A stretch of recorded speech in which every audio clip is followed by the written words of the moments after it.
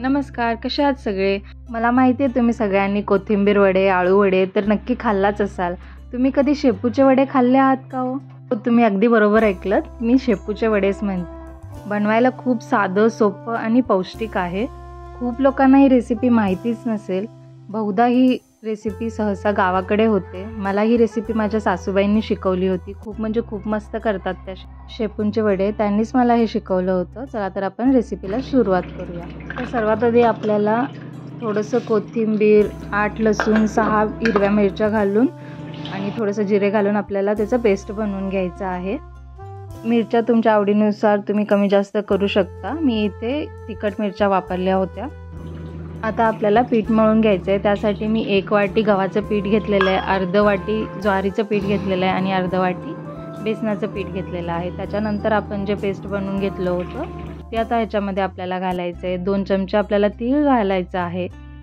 आपल्याला ह्याच्यामध्ये चवीनुसार मीठ घालायचं आहे. तुम्ही ह्याच्यामध्ये ओवा देखील घालू शकता.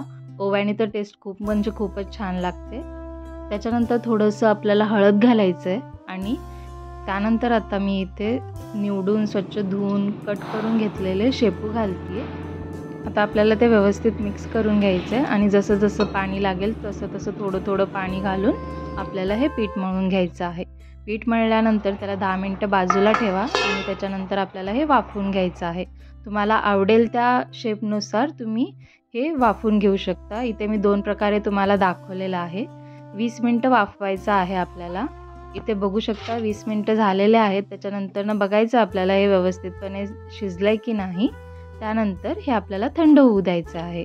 थंड झाल्यानंतर अशा पद्धतीने आपल्याला कट करून घ्यायचं आहे. तुम्हाला वाटू शकतं की हे काय सेम टू सेम कोथिंबीर वडीसारखंच आहे, बट ट्रस्ट मी त्यापेक्षा एकदम मस्त लागतं आणि पौष्टिक आहे. ज्यांना शेपू आवडत नाही ना ते लोक देखील एकदम आवडीने खातील. तुम्ही नुसतं देखील खाऊ शकता तसंच किंवा चटणी किंवा डाळसोबत खाऊ शकता. बघितलात ना किती सोपं होतं बनवायला. तुम्ही पण नक्की ट्राय करा आणि मला कळवा तुम्हाला ही रेसिपी कशी वाटली ते. व्हिडिओ बघितल्याबद्दल धन्यवाद. Thank you for watching. Please like, share and subscribe to my channel.